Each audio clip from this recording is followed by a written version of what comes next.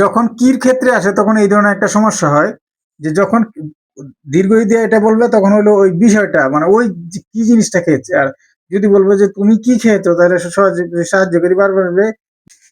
আসসালামু আলাইকুম, hi my dear learners, welcome back to another exciting spoken English class on grammar focusing on the right form of verbs.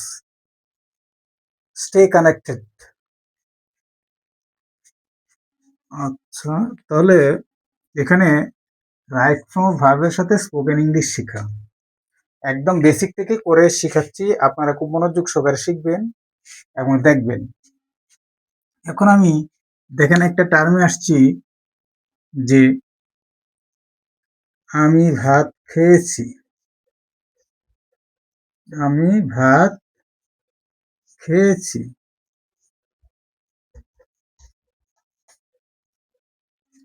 তাহলে এটা কি হবে? I have eaten rice, I have eaten rice, আমি ভাত খেয়েছি। এখন আসল কথা হচ্ছে এই ধরনের বাক্যটা লিখেছি কেন, যে আমি ভাত খেয়েছি হলো কাজটা হয়ে গেছে। আরো আগে দুটা ক্লাস নিয়েছি স্পোকেন ইংলিশ এবং রাইট ফর্ম অফ ভার্ব এর সাথে, এটা সবগুলো শিখতে পারবেন। ভালো করে মনোযোগ সহকারে দেখেন। এখন এটা হলো এটা যে যে কাজটি করেছি কিন্তু এখনো ফলাফল বর্তমান আছে এরকম ধরনের বাক্য নিয়ে আসছি। আই হ্যাভ ইটেন রাইস, তাহলে আই হ্যাভ ইটেন রাইস খেয়েছি, গিয়েছি এরকম, বা আমি কি গিয়েছি সে কি কাজটি করেছে এরকম। তাহলে আই হ্যাভ ইটেন রাইস, তো এইখানে কি হবে? যদি আই হয়, যদি একজন হয় বা থার্ড পারসন সিঙ্গুলার নাম্বার হয়, নাম্বার পারসনের উপরে আমি ক্লাস নিয়েছি, যদি একজন হয়, হি সি রহিম করিম আলাদাভাবে বুঝায়, এগুলো বুঝায়, তাইলে সাহায্যকারী ভার্ব হিসাবে হ্যাজ নিবে, আর প্লাসের কি হবে? ভিত্তি হবে। ভিত্তি মানে টু, ডিড, ডান, এই ফর্মটা হবে, এই ফর্মটা হবে। ঠিক আছে? যে আমি ভাত খেয়েছি, এটা তো থার্ড পারসন সিঙ্গুলার নাম্বার না, তৃতীয় ব্যক্তি না, তাহলে এখানে আমি হবে, আমি আই হ্যাভ হবে, সাহায্যকারী ভার্ব হিসেবে হ্যাভ হবে। একমাত্র থার্ড পারসন সিঙ্গুলার নাম্বার বেলা হ্যাজ, আর বাকিগুলা কি? হ্যাভ।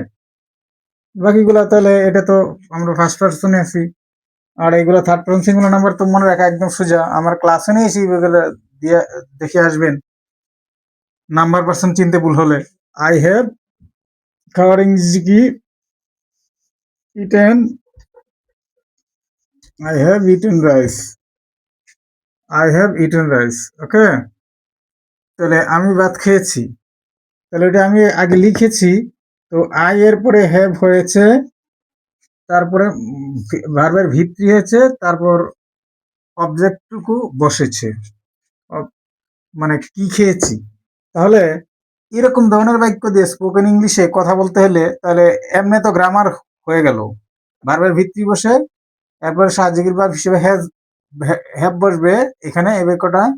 যেমন আচ্ছা, তারপরে স্পোকেন শুরু করতেছি আবার। সাধারণ বাক্য আগে শেষ করি। সে স্কুলে গিয়েছে। হ্যাঁ, সে স্কুলে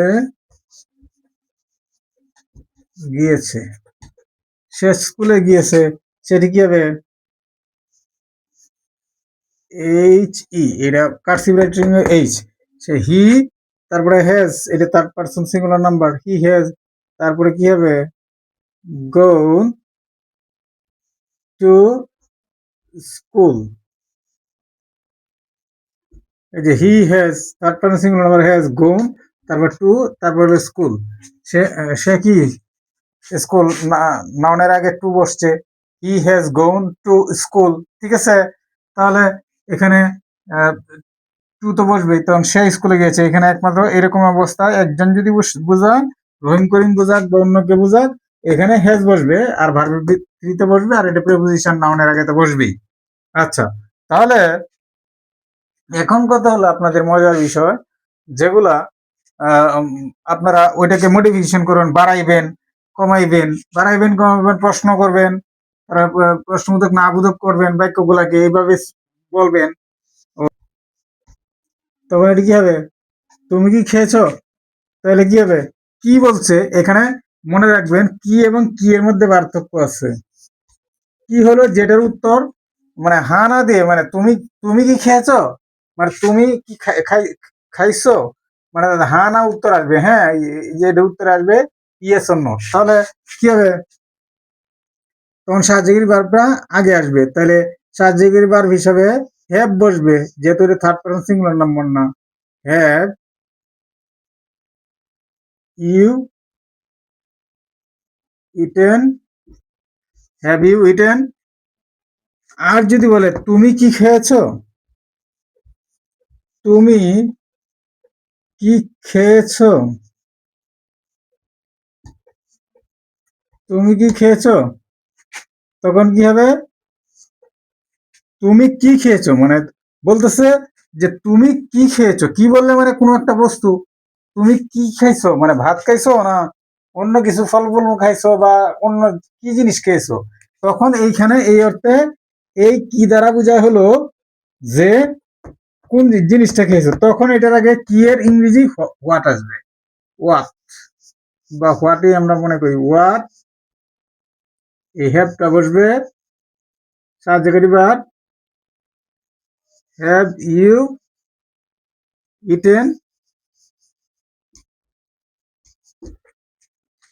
হোয়াট হ্যাভ ইউ ইটেন, তুমি কি খেয়েছো, এরকম প্রশ্ন করলে ওই যখন কির ক্ষেত্রে আসে তখন এই ধরনের একটা সমস্যা হয়, যে যখন দীর্ঘ দিয়ে এটা বলবে তখন হলো ওই বিষয়টা মানে ওই কি জিনিসটা খেয়েছে, আর যদি বলবো যে তুমি কি খেয়েছো তাহলে সাহায্যকারী বারবার আসবে ইয়েস আর নট দিয়ে আসবে। আচ্ছা, তাহলে তুমি কি খেয়েছো, তখন এটা সরাসরি যে আই হ্যাভ টেকেন ফ্রুট, এইখানে taken I have taken fruits, I have taken fruits, যে আমি কি খেয়েছি, টেকে তো খাওয়া গ্রহণ করা আছে, যাই হোক, তাহলে এখানে আই হ্যাভ টেকেন ভিত্তি বসছে, আই হ্যাভ টেকেন ফ্রুটস, আমি কি ফলমূল খেয়েছি, ঠিক আছে। তাহলে তুমি কি খেয়েছো এটা, তাহলে হোয়াট হ্যাভ ইউ ইটেন, আর এটার উত্তর হলো এটা তুমি কি খেয়েছো, তাহলে হোয়াট হ্যাভ ইউ ইটেন, এটার উত্তর হলো আই হ্যাভ ইটেন ফ্রুটস, মানে এটা বর্ণনা দিতে হবে যে কোন জিনিসটা খাইছো। আর যদি ওইটার উত্তর আসে যে তুমি কি খেয়েছো, তুমি কি খেয়েছো হ্যাভ ইউ ইটেন, তখন এটার উত্তরে কি আসবে, উত্তরে আসবে যে তাহলে এখানে কি সাহায্যকারী ভার্বটা কি বসেছে হ্যাভ, তাইলে যদি খেয়ে থাকো বা খেয়ে থাকেন তাহলে কি হবে yes I have, yes I have, ঠিক আছে। সাহায্যকারী ভার্ব যা বসবে সেটা বসবে, পুরা বাক্যটুকু বসবে না, যে ইয়েস আই হ্যাভ ইটেন এটুকু বললে স্পোকেন ইংলিশের ক্ষেত্রে রিডান্ডেন্সি বা অতিরিক্ত বাহুল্য দোষ হয়ে যায়, বাহুল্য দোষের বাক্যটা ভুল হয়। আবার না হইলে no I haven't, no I haven't বা নো আই হ্যাভ নট, এরকম, ঠিক আছে। তাহলে এখন কথা হচ্ছে যে যেগুলা দিয়ে প্রশ্ন করলে ওই শর্ট উত্তর দিতে হয়, যেটা ওই যেই টেন্সে থাকে এটা মূলত প্রেজেন্ট পারফেক্ট টেন্সের উপরে, ঠিক আছে। তাহলে সুতরাং এটা ওইখানে ইয়েস নো বসিয়ে তারপর সাহায্যকারী ভার্বটা বসিয়ে দিলেই হয়, আর নেগেটিভ হলে তাহলে কি নটটা বসিয়ে দিলে হয়, হ্যাভন মানে আলাদা লিখলে হ্যাভ নট, অথবা হ্যাভন অথবা হ্যাজ নট, যেখানে হ্যাজ বসবে এখানে হ্যাজ, যেখানে হ্যাভ বসবে ওইখানে হ্যাভ। তাহলে আমি শর্ট সময়ে অনেক কিছু শিখাইতে চেষ্টা করতেছি ঘুরে থেকে শিখাইতে, তো জানাবেন কেমন শিখলেন, সবকিছু ভেঙে চুরে শিখাবো, ভেঙে ভেঙে। ভালো থাকবেন।